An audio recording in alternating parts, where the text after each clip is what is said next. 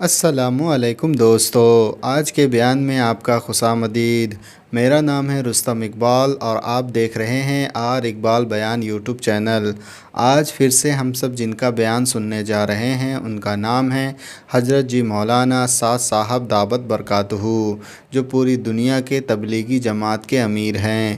ان کی باتیں بہت ہی قیمتی اور اہم ہوتی ہے جو ہمیں اور آپ کو ضرور سننی چاہیے، جس سے کہ ہمارے ایمان اور یقین میں اضافہ ہو سکے۔ آج کے بیان کا موضوع ہے مسجد کے آداب، کہ ہمیں مسجد کے اندر کس طریقے سے رہنا چاہیے اور ہمیں مسجد کے اندر کس طریقے سے عبادت کرنی چاہیے اور ہمیں مسجد کے اندر کس طریقے سے بات کرنی چاہیے۔ تو اسی لائن سے حضرت جی کا آج کا بیان ہے جو ہمیں اور آپ کو ضرور سننی چاہیے۔ تو چلیے ویڈیو کو اسٹارٹ کرتے ہیں اور سنتے ہیں حضرت جی کے آج کے اس قیمتی اور اہم بیان کو۔ بیان کو سننے سے پہلے ہم یہ نیت اور ارادہ کر لیں کہ جو بھی باتیں اس بیان کے اندر آئیں گی ان پر ہم عمل کریں گے اور ان سب باتوں کو دوسروں تک پہنچانے کی کوشش کریں گے انشاءاللہ تعالی۔ تو چلیے ویڈیو کو اسٹارٹ کرتے ہیں اور سنتے ہیں حضرت جی کے آج کے اس قیمتی اور اہم بیان کو۔ جب امت میں سے مسجد کا دین نکل جائے گا تو مسجد کے باہر کا دین بھی نکل جائے گا، اس لیے کہ مسجد سے باہر کے تمام شعبوں کا دین وہ مسجد کے دین پر موقوف ہے۔ کیا بات ہے کہ جو اللہ کا احترام اللہ کے گھر میں نہیں کریں گے وہ اللہ کے اوامر کا احترام مسجد سے باہر کیسے کر لیں گے؟ لوگوں نے مسجد اور مسجد سے باہر کے ماحول کو برابر سمجھ لیا، حالانکہ صحابہ کے زمانے میں بازار مسجدوں کی طرح تھے، اس زمانے میں مسجدیں بازار کی طرح ہیں، اتنا فرق ہوا۔ صحابہ کے زمانے میں بازار مسجدوں کی طرح تھے، اس زمانے میں مسجدیں بازار کی طرح ہیں۔ اگر بازار میں جاؤ، بازار والی مسجد میں، تو یہ نہیں پتہ چلے گا بازار کی دکانوں کو دیکھ کر کہ مسجد کا دروازہ کون سی دکان کے پیچھے ہے۔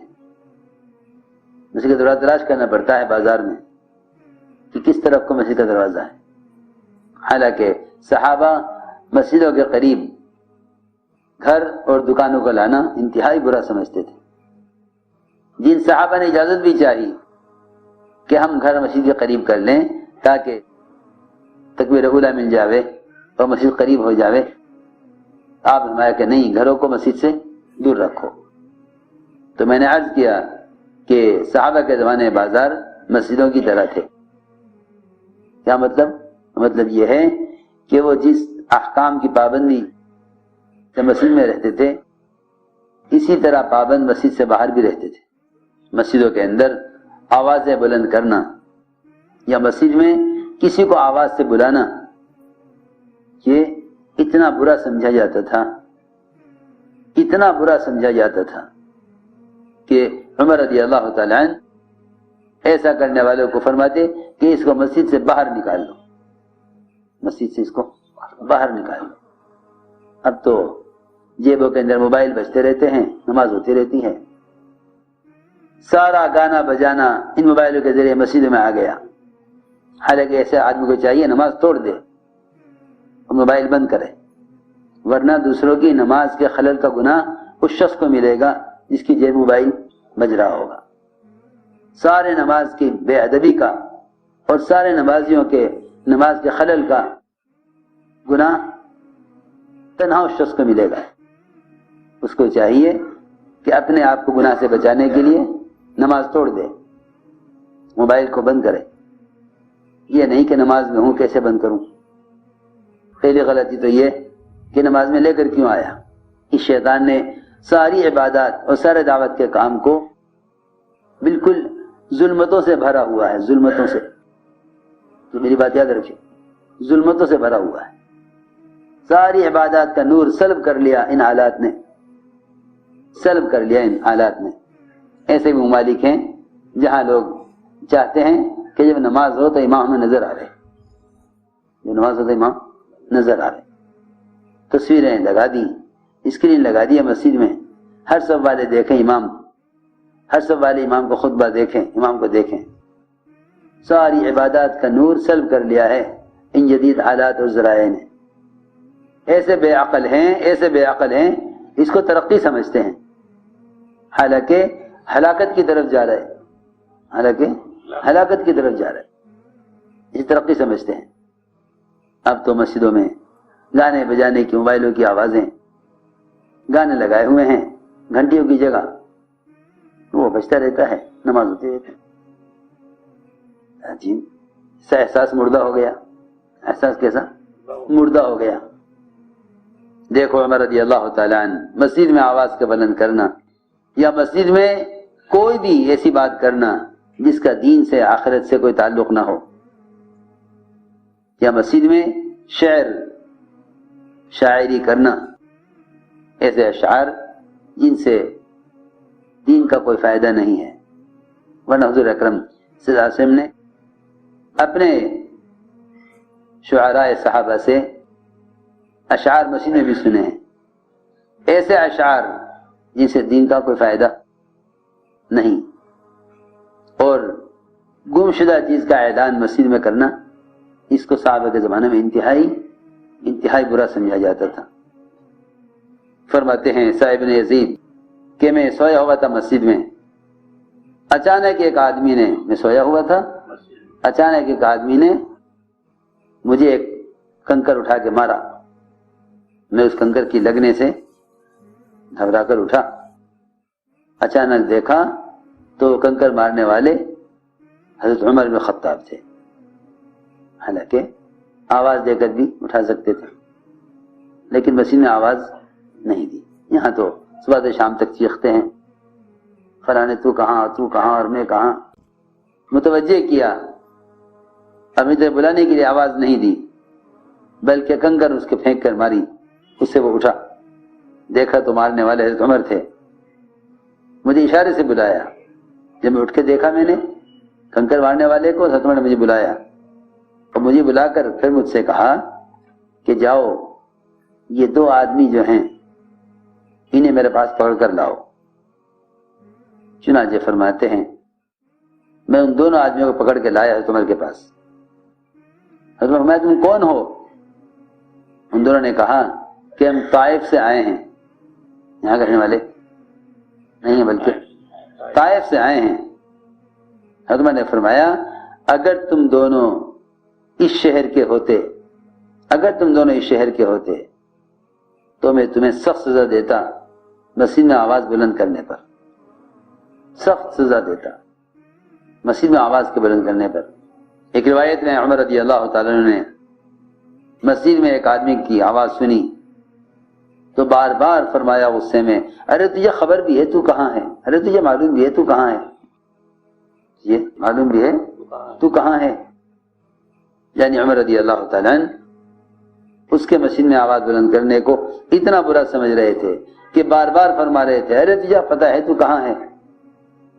فرماتے ہیں عبداللہ بن عمر رضی اللہ عنہما کہ عمر رضی اللہ تعالیٰ عنہ جب مسجد میں تشریف لاتے تو مسجد میں اعلان کرتے، زور سے فرماتے لوگوں سے کہ تم میں سے کوئی مسجد میں لا یعنی باتیں ہرگز نہ کرے، اور یہ فرماتے کہ مسجد میں بیکار باتیں اور مسجد میں لا یعنی باتیں کرنے سے بچو، اور یہ فرماتے کہ ہماری مسجدیں آوازیں بلند کرنے اور مسجد کے اندر لا یعنی باتیں کرنے کے لیے مسجدیں نہیں ہیں۔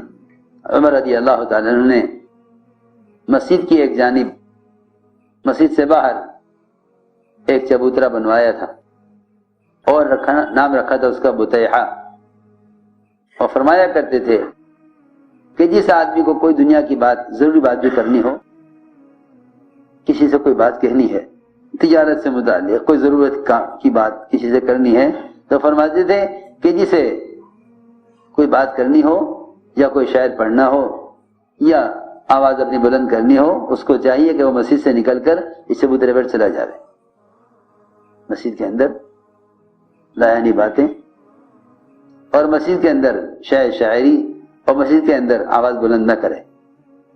ایک روایت میں طارق بن شہاب کہتے ہیں کہ عمر رضی اللہ عنہ کے پاس ایک آدمی لایا گیا جس سے کوئی جرم ہوا تھا، حضرت عمر اس کو سزا دینا چاہتے تھے، تو اس کو مسجد میں نہیں مارا، مسجد میں اس پر نہیں چیخے، مسجد میں اس کو کچھ نہیں کہا، فرمایا کہ اس کو مسجد سے باہر لے جاؤ اور باہر لے جا کے اس آدمی کو مارو، اس کو کسی جرم پر سزا دینی تھی، تو مسجد میں شور ہنگامہ نہیں ہونے دیا۔ آج کل تو لوگ یہ چاہتے ہیں مسجد میں ہنگامہ کرو تاکہ سارے مصلی ہماری طرف ہو جائیں، ایسے بے عقل ہیں، حالانکہ اللہ ناراض ہو جائیں گے پھر یہ کس کی حمایت دے لیں گے۔ عمر رضی اللہ تعالیٰ نے اس آدمی کو سزا دینے کے لیے حکم فرمایا، 2 آدمیوں سے کہا جاؤ اس کو یہاں سے لے جاؤ باہر، اور باہر لے جا کر اس کو مسجد سے باہر لے جا کر مارو۔ عبداللہ بن مسعود فرماتے ہیں کہ حضور نے دیکھا کہ کچھ لوگ مسجد میں قبلے کی دیوار سے ٹیک لگائے بیٹھے ہوئے ہیں فجر کی اذان اور اقامت کے درمیان۔ تو فرمایا عمر رضی اللہ تعالیٰ نے کہ ملائکہ اور ان کی نماز کے درمیان، ملائکہ اور ان کی عبادت کے درمیان تم حائل مت ہو، رکاوٹ نہ بنو، یعنی قبلے کی دیوار سے لگا کے بیٹھے، قبلے کی دیوار سے کمر لگا کر بیٹھے ہوئے تھے، اور تمہارے نے منع کیا اس طرح بیٹھنے سے کہ قبلے کی دیوار سے ٹیک لگا کر نہ بیٹھو، کیونکہ تم ملائکہ کی ان کی نماز کے درمیان حائل ہو جاؤ گے، یعنی رکاوٹ بنو گے۔ حابس بن سعد طائی مسجد میں داخل ہوئے تہجد کے وقت میں، صبح سویرے اذان سے پہلے، اور یہ صحابی ہیں حابس بن سعد طائی۔